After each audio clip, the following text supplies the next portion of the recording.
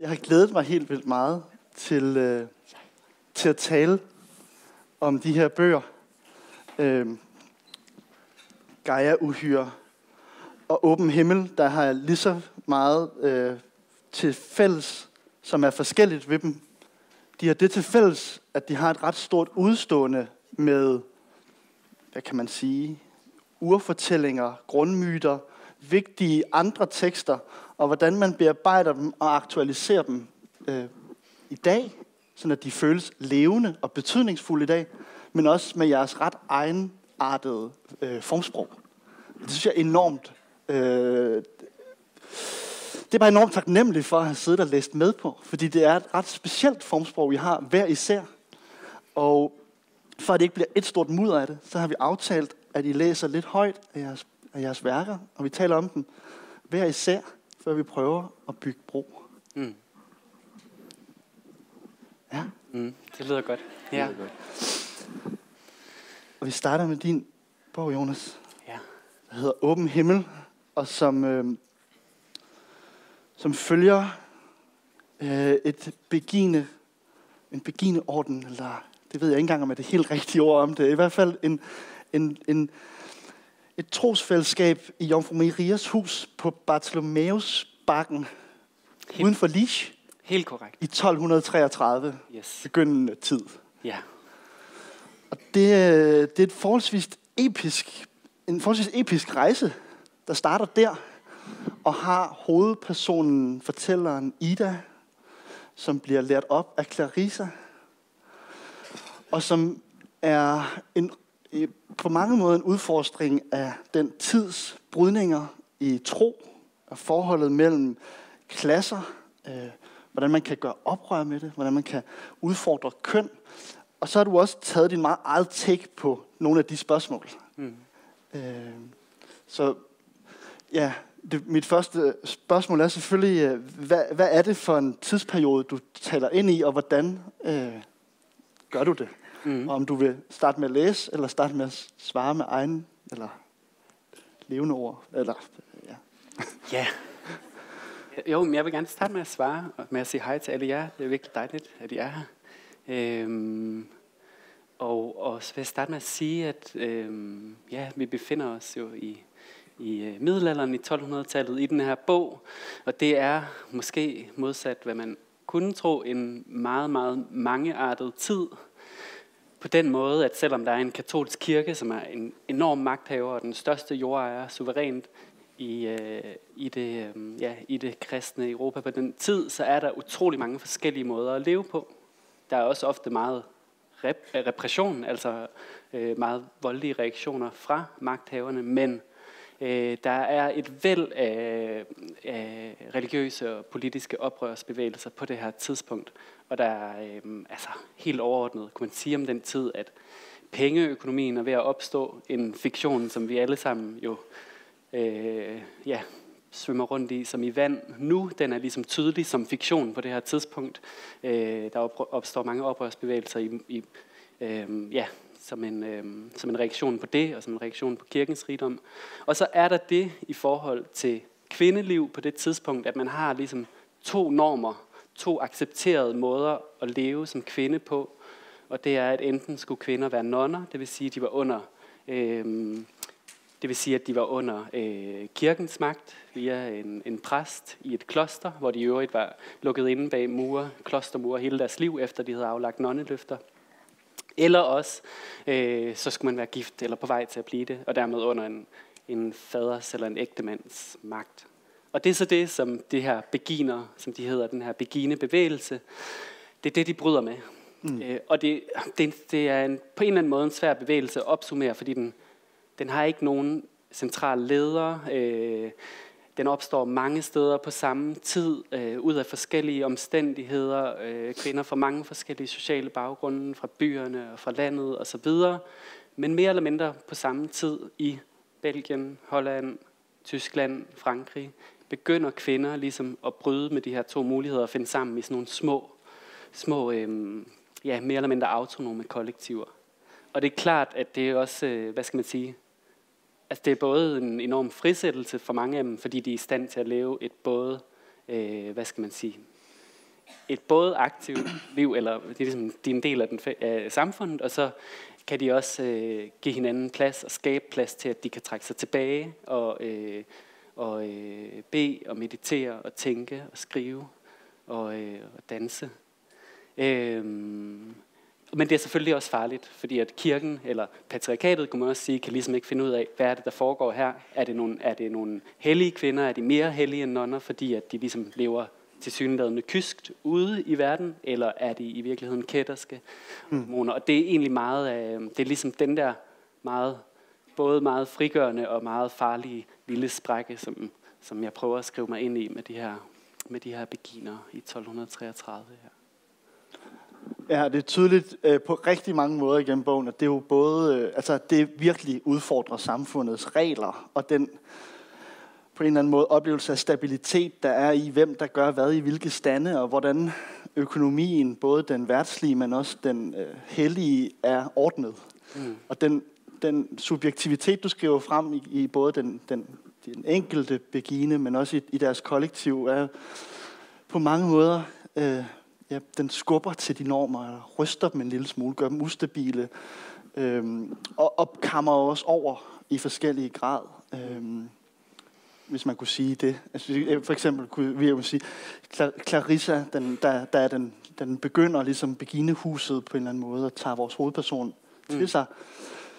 Jeg ved ikke, hvad det rigtige ord er for det, men bliver så længselsfuld efter forening med det hellige i form af Kristus, at hendes subjektivitet overskrider fællesskabet, og de andre konfronterer hende, og hun vælger Jesus frem for fællesskabet.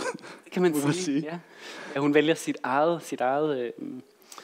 egen forening, eller sit eget ægteskab med Jesus. Det er ligesom en bærende konflikt i den første del, som på mange måder handler om, hvordan, nu er der opstået det her kollektiv, og det er indrettet efter nogle idealer, der er fælles ejendom, og der skal helst ikke være faste hierarkier, men så viser det selvfølgelig, selvom at de har det til fælles, at de er kvinder og har brudt med de her to muligheder, så er de også, bærer de alle mulige andre forskelle med sig, ikke?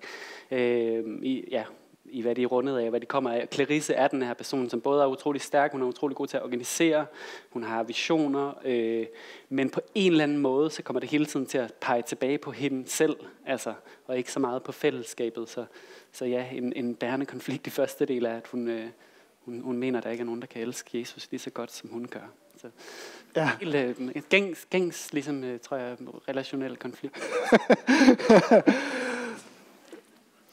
Ja. For de her mennesker i hvert fald. Ja.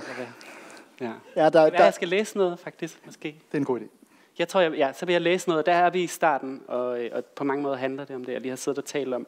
Lige før det stykke, hvor jeg går i gang, der har vi fået fortalt, hvordan de bor nu 5 kvinder i det her hus, og hvordan den 5. kvinde er blevet en del af fællesskabet, og hun hedder Helene, og hun er migreret ude fra landet af ind til byen Liège, og de ser ligesom, at hun bliver forfulgt af en mand på markedet, og slår ligesom intuitivt ring om hende, og tager hende med op i deres hus, og inviterer hende til at være en del af fællesskabet.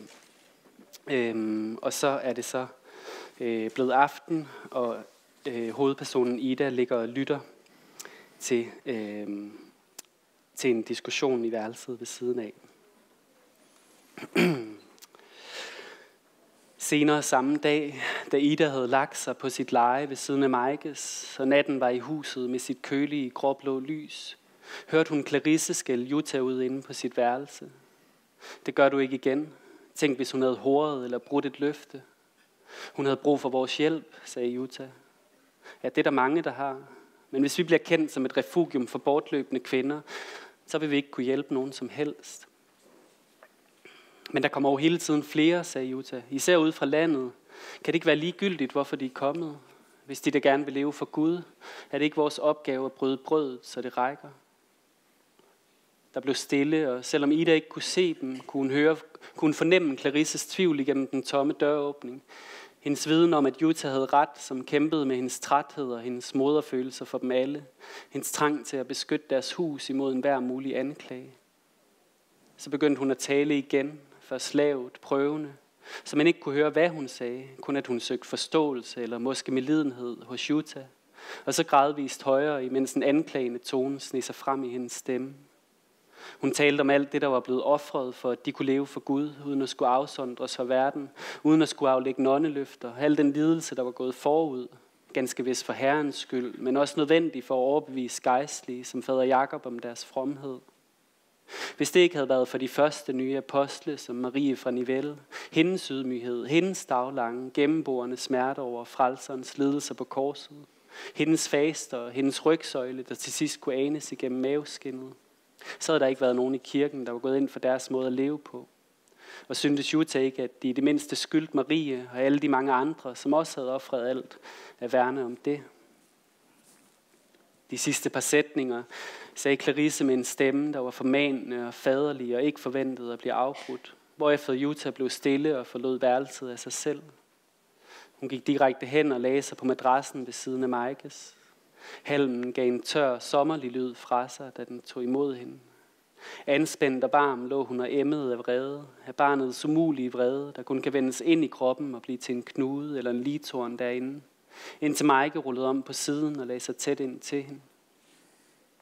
Ida kunne mærke energien sive ud af Jutta og forestillede sig, hvordan Majke trykkede sit ansigt mod hendes skulder, holdt hende om hoften, lagde sin flade hånd mod sammenføjningen mellem hendes ribben, hvad end der fik hende til at falde til ro.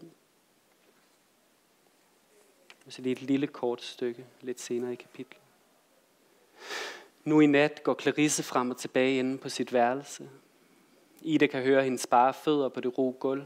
4 små skridt, en lille pause, en bøn, der bliver mumlet. Stilhed på jorden, stilhed i graven, stig ned og bryd den med dit lys. Så tilbage og sidde lidt på sengen, og så rundt langs væggene igen. Sådan er det hvert år på denne dag, påske lørdag. Clarisse nægter at sove, som om hun vil følge Jesus ned i dødsriget, for at være sikker på, at han står op igen. Så tapper, så nærmest trodsig hun er i sin fromhed. Ja, men hvordan må det være for ham dernede?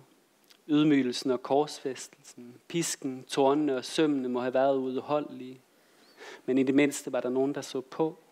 Der var jo Veronica, som kunne give ham sit slør og tørre ansigtet i, og en anden, der kunne række ham en svamp og drikke fra. Men i dødsriget, der var han forladt af alle, også sin fader. Der måtte han overgive sig til en mere upersonlig og formløs pinsel, som ikke engang udmattelsen satte grænser for. På et tidspunkt under nedstigningen må skakten være blevet dækket til, så det sidste lys forsvandt.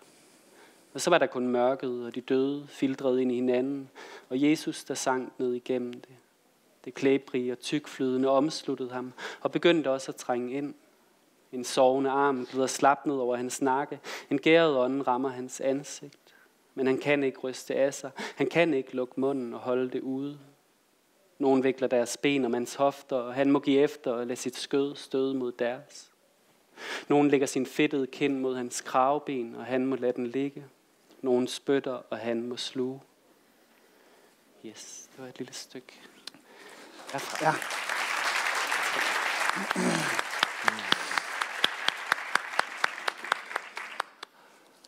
Ja, tak. Selv tak.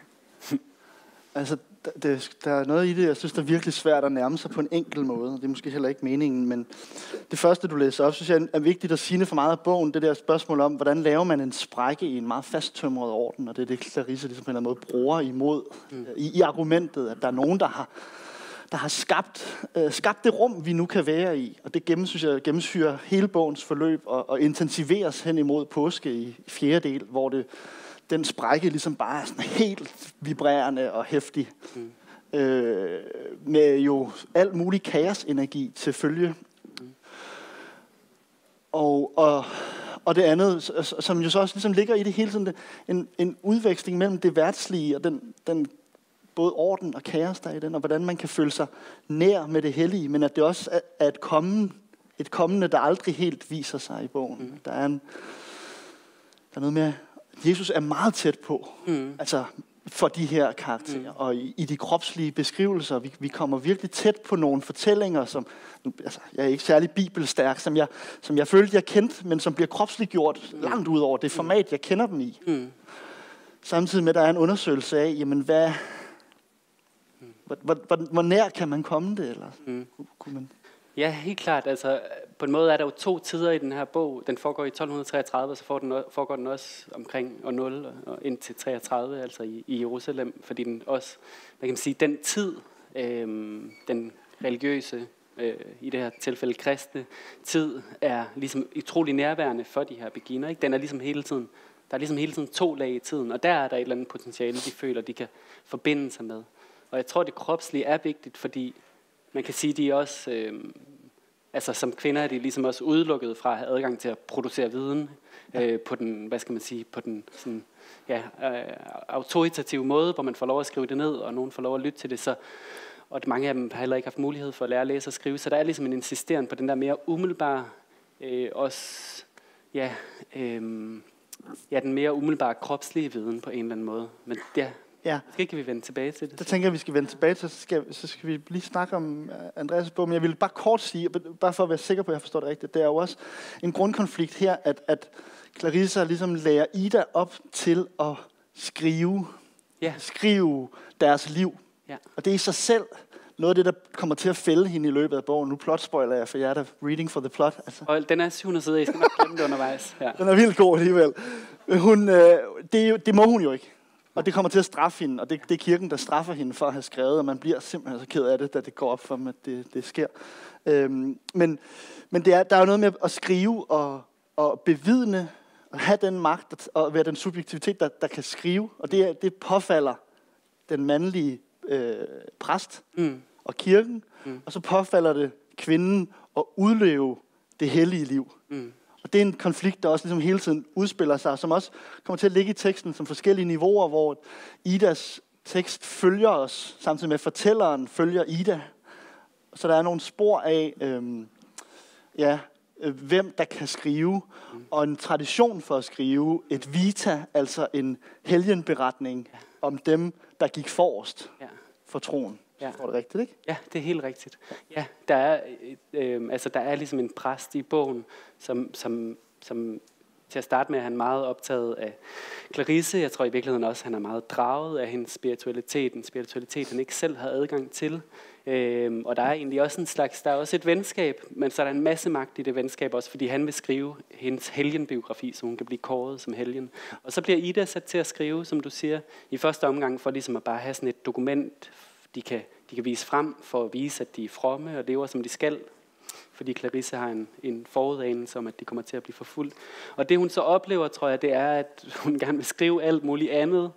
Og helt overordnet kan man måske sige, at Ida og de her kvinder er nogle mennesker, som, tror jeg, lever meget tæt med en erfaring af, at sprog, billeder, projektioner, uanset hvad de ved om sig selv, når det bliver slynget efter dem af mænd på gaden, så når det frem til kroppen og omformer dem i andres øjne, ikke? Altså, og det kan så være nedgørende på gaden, og så kan det være ophøjende i kirken, men i virkeligheden er det samme, at der på en eller anden måde er et billede, der kommer hen og udsletter den der virkelighed. Og så er det også Ida, hun ligesom begynder at prøve at skrive, det er nogle mere, hvad skal man sige, måske også nogle mere sådan horisontale helgenskildringer, altså hvor der hele tiden bliver peget på, hvad er det, der gør det her tilsyneladende exceptionelle mulige? Hvad er det, der gør det muligt for den visionære, eller den, der får åbenbaringerne at have dem? Hvad er det for et fællesskab, der hele tiden skal reproduceres? Ja. Så der er ligesom 2 former for skrift, og 2 former for... Ja, der har du dit værk også et stort udstående med, hvad er det så, der kvalificerer en til at blive helgengjort, eller være den skrivende? Ja. Komme om det. Ida, hun skriver sig jo ind i Bibelen på en eller anden måde. Ja. Og lykkes med at fylde nogle huller ud, som man ellers ikke havde adgang til. Ja. På en helt vild måde. Det er noget af det, jeg synes, at, som du har sagt, det der ord aktualisere. Altså, jeg er nødt til at gå tilbage og genlæse i Bibelen, for jeg har en følelse af, at det på en eller anden måde rører ved det stof, som man ellers tager for givet. Ikke? Det er virkelig... Man forstår også, hvorfor at de kommer efter hende. Ja. Det er virkelig voldsomt. Altså, det er virkelig nogle andre... Ja, hun skriver nogle andre grundformer frem, ikke? Mm. Og spørgsmålet er, og det måske kan jeg forestille mig, at det er et fælles spørgsmål for os, Andreas.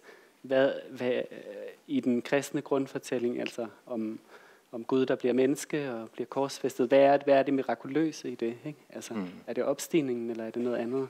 Ja. Det er noget af det, der er spændende ved den tid der. Nu har jeg tilfældigvis lige boet nede i omkring Béziers, hvor en del af romanen foregår.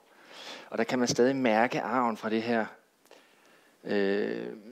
En af de her, altså blandt andet katarerne, som var meget stærke der omkring, og de er jo kendt i religionshistorie som sådan nogle meget dualistiske tænkere, men der var alt muligt andet på spil. Men mange dernede taler stadig om det som katarland, og mange har stadig et horn i siden på den katolske kirke, på grund af nogle af de kristne kætterforfølgelser, der foregik dernede. En udmærket pointe til ligesom også at sige, det er jo på en måde langt væk i historien, men det føles også meget nærværende. Og jeg tror, det kunne være en måde at gå ind i Gaia-uhyre på, men jeg tænkte, altså, jeg kunne godt være lidt i tvivl om, hvor vi er i tid, når jeg sidder og læser med. Men jeg oplever en meget stærk forbindelse til nutid, og til en udsigelse, der vil mig noget, og som er interesseret i både nogle smertefulde sprækker i vores tid, altså i måden jorden skriger på, eller dør og ødelægges på, og hvordan det trækker på gamle fortællinger, og lige dele smadre og insisteren på, at der ligger i sådan en krise en åbning, en anden form for... Altså jeg leder efter den rigtige måde at beskrive den ustabilitet, du får skrevet frem. Og det er jeg ikke helt sikker på. Men hvis du kunne prøve at sige, altså det her, det er saftsus med noget af et værk, Andreas. Og her har jeg transkriptionen af en originaltekst, hvor du har udvalgt specifikke ord fra forskellige tekster, jeg ikke kender ophav til. Er det ikke rigtigt? Jo. Og på den måde ligesom trukket det vigtigste, ja, det du har valgt som det vigtigste, fra fortidens fortællinger frem til os. Og jeg hæfter mig virkelig ved det spørgsmål. Altså, hvad det er, nutiden skriger på og skriger af i din tekst. Jeg kan huske første gang, jeg lavede en overstreget tekst, der var det sådan helt banalt en øvelse, hvor jeg sad og trængte til at fordybe mig i et eller andet, og så var det en tekst, det var en religiøs tekst, jeg kan ikke huske hvilken, men jeg går og samler bøger, hvis der ligger ude foran et bibliotek, kasse med udsmidte bøger eller et eller andet, så tager jeg dem gerne med hjem, og så har jeg så nede på mit værksted en bunke, hvor jeg kan gå og kigge lidt i. Bøger, der måske er gået i stykker i forvejen eller andet. Men så kiggede jeg den her bog, og der stod så, der var en beskrivelse af den uudtømmelige natur. Det var en eller anden besyngelse faktisk, ikke? Og der kan jeg bare huske, at jeg slettede det præfikset der og så havde jeg pludselig følelsen af, at altså, den udtømmelige natur, hvad betyder det så? Ja. Ikke fordi det skulle være, det gav mig en følelse af, at pludselig kunne jeg mærke, det er sådan, jeg har det lige nu, og der var en anden beskrivelse også. Den uendelige verden, hvor jeg så slettede endnu et præfiks, ikke, blev den endelige verden, og det var sådan meget banalt. Men jeg havde sådan en følelse af, at jeg har i det hele taget været meget inspireret af, eller interesseret i det, som er blevet kaldt antropocæn-begrebet, hvor en gruppe forskere på tværs af discipliner ligesom gik ud og sagde, nu råber vi vagt i gevær. Tingene er så forandrede, nu er vi nødt til at prøve at tage stilling til vores omgivelser på en ny måde. Og det er en advarsel, men det er også en invitation. Det er en invitation til på en eller anden måde at genlæse, hvilke fortællinger har ført os herhen, hvis man kan sige det sådan lidt firkantet. Ja. Hvilke fortællinger gør vi brug af, når vi fortæller andre historier? Er der nogle grundfortællinger, for eksempel, kunne man sige, en grundfortælling om vækst? Ja. At vækst overhovedet er muligt, eller en grundfortælling om berettigede kroppe, som også er meget aktuel i Jonas' bog. Kroppe, der er lukket ude for et politisk fællesskab eller ikke. Hvilke fortællinger tager vi for givet? Og er der noget, vi kan bruge den her invitation til at kigge på igen? Ja. Og så starter jeg bogen i en eller anden form for frygt, fordi det er en del af det, når man læser meget om de her ting. Så man bliver bange, man bliver påvirket. Og så prøver jeg ligesom igennem værket at nå frem til en eller anden, er der noget værdifuldt for enden af den her frygt bagved den? Er der en endnu dybere indlejrethed, hvis man kan sige det sådan. En endnu mere intens forbundethed. Mm. Ja, altså, du må virkelig sige, hvis jeg tager nogle for store ord i munden, men jeg oplever det som om, det også er et arbejde med at påkalde sig det hellige. Men ikke sådan en, jeg ved ikke, men dine egne ord, altså finde ud af, hvad er det, der lidt ligger og ulmer, og kan hjælpe en. En ting er at kigge bagud og bruge gamle tekster. Jeg synes også, det er et fantastisk værk til at bruge. Jeg ved ikke engang, hvad det hedder, det der, du har taget andres små, etiketter, citater af andre forfattere, og sat dem ind først i de forskellige afdelinger her af værket, så de også taler flot sammen med hinanden. Så en ting er, der er urmyter, men der er for eksempel, synes jeg, i sindets forvandling. Må jeg læse det højt? Endelig. Jeg synes, det var så rørende. Altså, det er jo ikke... Der har du mere organiseret store forfatteres tekst, så det bindes sammen både nu og tilbage i tid på nogle ret vilde måder. Så starter det med, når sommeren brænder helt over jorden. Sappho. En gletsjer af tavshed indtil den knækker. Anne Carson. Jordens død, hungersnød, fejlslagen høst, afbrudt såning, forvirrede årstider, døde kroppe efterladt liggende tilbage, tynde, hyl fra de levende, dyr, der går omkring så lette som fletværk, udhungrede, vaklende. Alice Oswald. Vi ørkenguderne, Ursula K. Le Guin.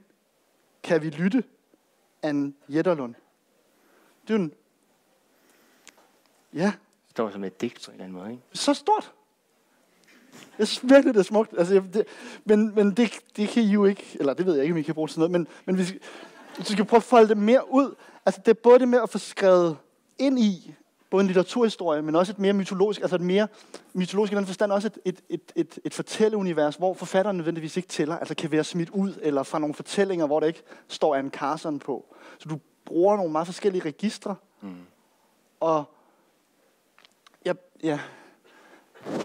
og til en stigende intensitet også. Der er også temperament i din brug af det her undervejs. Så jeg er også nysgerrig på den ustabilitet.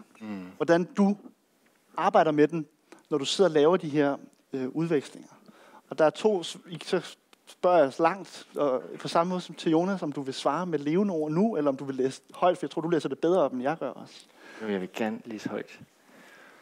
Og jeg tror, jeg kan sige lige i forhold til det hellige, der jeg synes, det er bare en rigtig sjov detalje, men jeg har en facsimile af den første franske bibel. En, der sidder og oversætter og afskriver en fransk munk, altså en mand.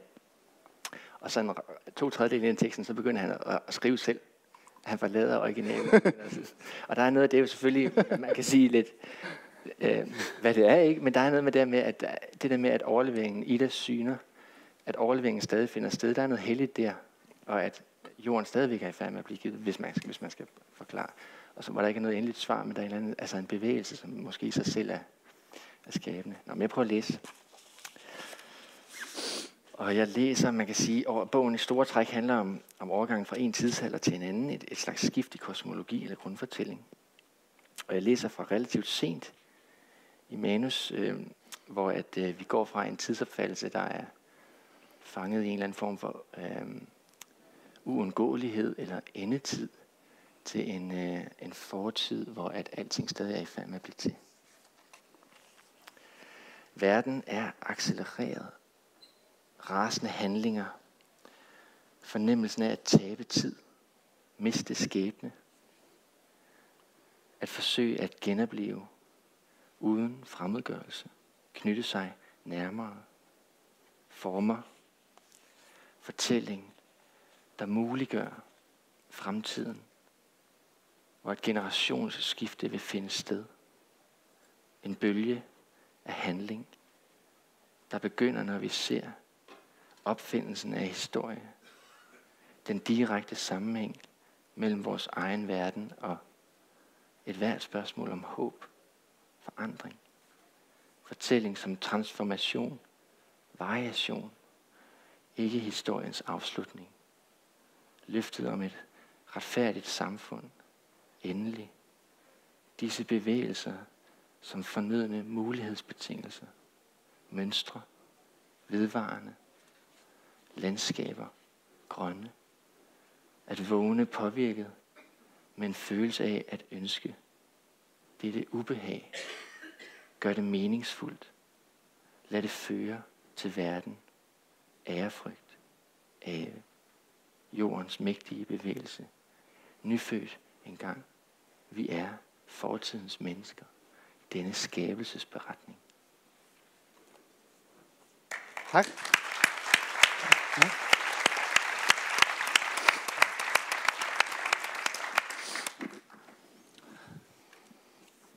Det er jo to forskellige indgange til det.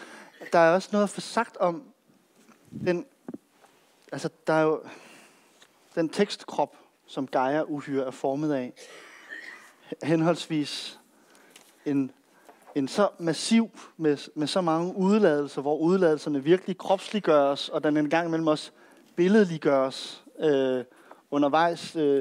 Som den ulveentusiast jeg er, hæftede jeg mig ved den tidspunkt, hvor der satte en ulv ind. Der er mange billeder undervejs. Og så den her udgave, hvor der virkelig er meget luft. Og hvor der foregår en form for... Jeg oplever det som opbremsning. En måde at insistere på tekstens egen krop. Og det er jo lige så skrøbeligt, som det er stærkt at læse. Fordi de enkelte ord bliver så betydningsbærende. Det ved ikke helt, hvordan forholdet spiller mellem de to, men jeg oplever det meget stærkt, når jeg sidder med den nøgne tekst. Den opbremsning, du også producerer. Og det er jo det tænker jeg som en slags tekstlig kropslighed. Det ved jeg ikke, om det er sådan, du tænker på det, når du arbejder. Altså, jeg synes, det var jeg er glad for, hvis der er en eller anden form for sårbarhed til stede i den transkriberede version, fordi det er det, der var det svære selvfølgelig, at få al den tøven og al den tid, der er i faksimilerne, ind i en tekstkrop. Så jeg lavede linjeafstanden lidt længere, så at øjet har lidt sværere ved at hoppe. Prøvede at skabe noget tid på siderne, men det gode ved, at den er i en transkriberet form, det er, at den kan blive oversat, og nu kommer den på norsk og fransk.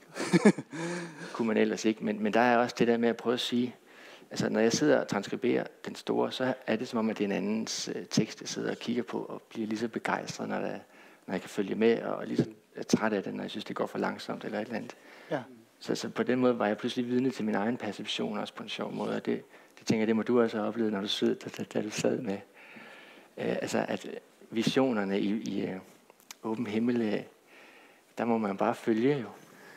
Ja, altså, jeg tror, jeg får lyst til at sige, det er, at jeg synes, det er to meget forskellige bøger, altså de to bøger i din bog, ikke, i din udgivelse, oplever som to meget forskellige bøger, og nu er den blevet vist lidt frem, men når man sidder med den, så kan man ligesom se, at det originale manuskript, men det kan man nærmest ikke engang sige, en illumination kalder du det. Altså der kan man kan både se lysningen og mørkningen, kan man sige. Man kan både se det, der er streget ud. Det kan man godt stadig ane. Man kan egentlig også godt læse det, hvis man vil. Og så kan man se det, der er blevet udvalgt, eller det, der kunne blive stående. Og det, altså jeg føler sådan, den kalder på en anden læsning. Jeg fik lyst til at røre ved bogen, hvilket man i øvrigt... altså i middelalderen, der rørte man rigtig meget ved de bøger, man læste. Der var ofte sådan nogle små syninger af såret i Jesus side, for eksempel, ligesom i papiret, eller en sprække i, og så videre. Jeg føler, der er et eller andet der, som også taler med i din bog. Og det, jeg kom til at tænke på, da jeg sad med den, det var ligesom, at det blev meget mærkbart, eller jeg kunne nærmest mærke, hvordan det også, sådan helt ned i materialet, ligesom blev, ikke en måde at vise på, men en måde at ligesom minde mig om, ligesom der er ikke noget, altså, eller på en eller anden måde at forstyrre forholdet mellem forgrund og baggrund, eller motiv og omgivelser. Jeg ved ikke, om det er sådan, du selv tænker på det. Altså, og det tænker jeg på en eller anden måde godt kan kaldes en økologisk praksis, fordi noget af det, vi ligesom lærer med det antropocæne, det er jo, at der er ikke noget, der hedder affald, eller sådan, det bliver alt sammen lagret et eller andet sted. Der er ikke noget, der forsvinder. Så enten bliver det lagret i jorden, eller i grundvandet, eller i atmosfæren. Og det... Ja, nu tager jeg måske lige et spring, men det tror jeg får mig til at tænke på, at din bog på en eller anden måde også har mindet mig om, hvorfor er det, at jeg får behov nu, i denne her tid, for at genbesøge nogle af de her religiøse og kristne grundmyter. Og det tror jeg ligesom handler meget om på en eller anden måde. Du skriver også et sted, tror jeg, jeg kan ikke tage noget for givet. Jeg kan ikke tage årstiderne, golfstrømmen for givet. Og der tænker jeg på, at er der en eller anden, altså er det en grundlæggende religiøs indsigt? Og det dermed siger jeg ikke, at den behøver at være kristen. Det er bare det, jeg er formet af. Men jeg tror, den kan findes i mange religioner. Altså det her med, at de allermest grundlæggende livsbetingelser er ikke, det er noget, vi har fået, og det kan gå af helvedes til. Hvis det ikke, altså, der er et eller andet, det ved jeg ikke, hvad du... Jo, men det synes jeg virkelig er en spændende måde at tænke det på. Og jeg kommer til at tænke på, fordi den der, altså hvis man siger for eksempel, nu spurgte du ude, da vi stod og forberedte os til det der med, hvad mener man, når der står et sted, den hellige lærdom? Hvorfor skal der brydes med den? Ja. Og der kan man sige, hvis en måde at sige det på, det vil være, at den hellige lærdom i apostrof, det er alt, hver gang man tager noget for givet. En bibel kan lægge op til, hvis man tager en forståelse af Bibelen for givet, så kan det lægge op til en række eksklusive forhold og en måde at fordele magten på. Og hvis man så som i åben himmel, som Ida, stiller spørgsmålstegn ved, jamen er det her givet? Er der også nogle andre ting i det? Så begynder det lige så stille, i kraft af den måde, der bliver fortalt på, at ændre den perception, som jo, det ved vi fra en fælles bekendt, Axel Håning, går forud for handlingerne. Ikke? Altså hvis vi beskriver en skov som tømmer, så kan den fældes. Hvis vi beskriver olie som brændstof, så kan det hives op og futtes af osv. Der er noget med det her med, når man trænger ind i den her måde, tingene er beskrevet på, hvor at tingene bliver taget for givet. Ikke? Hver gang det bliver det, så er der en eller anden form for fare på færre, kan man sige. Ikke? Og der er det spændende, at synes jeg, den her tid, hvis man tager den alvorligt som en brydningstid, jamen så ligger den lige akkurat op til ikke alene en genfortælling, men også en genlæsning. Altså, hvad er så for eksempel Bibelen i dag? Og skulle det ikke, man kalder også 1200-tallet derfor den her, ja, det var, nogen kalder det den mørke middelalder, andre kalder det sådan en lysende tid, hvor der var så mange forståelser i spil, før de store religionskrige blev kæmpet. Og det er jo... Tænk, hvis man kunne komme i sådan hvis man kunne se på den her krisetid også som en genforståelsens tid, eller at gå tilbage og genbesøge kilderne. Ikke? Det er da i hvert fald en eller anden form for generøsitet i det. Ja, en genforhandling af, normer. Hvad for noget? Normer. Ja, og altså hvis vi skal blive ved det bibelske, så tror jeg ligesom også, så synes jeg, det er vigtigt at pege på, at altså, kristendommen er jo, ligesom alle religioner, en utrolig sammensat religion. Den siger mange forskellige ting. Og lige i forhold til den her diskussion, så er der måske meget grundlæggende og lidt generelt sagt sådan to tidsforståelser, man kan gribe fat i den. Den ene, det er den apokalyptiske. Det er på nogen måde også den, vi stadig sådan, synes jeg, ligger i meget af den politiske retorik om klimakrisen, om en økologisk krise, selvom vi ved, at katastrofen sker langsomt, og ligesom siver ind i nuet langsomt, og i forskellige hastigheder, forskellige steder i verden, så er der ligesom stadig det her, synes jeg, en eller anden forestilling om et brud. Okay, apokalypsen kommer. Det er den apokalyptiske tid. Det er ligesom tidens slutning. Og den er i kristendommen også utrolig meget forbundet med sådan en forestilling om det djævelske, antikrist, som skal rejse sig op i den sidste tid, og som skal nedkæmpes. Og det er jo sådan en fortælling, vi ser vende tilbage, synes jeg, i Vesten i dag. At der ligesom er en eller anden... Altså selve ideen om, at vi kan ikke tolerere andet, altså for forskel, sådan grundlæggende kulturel forskel, er en trussel.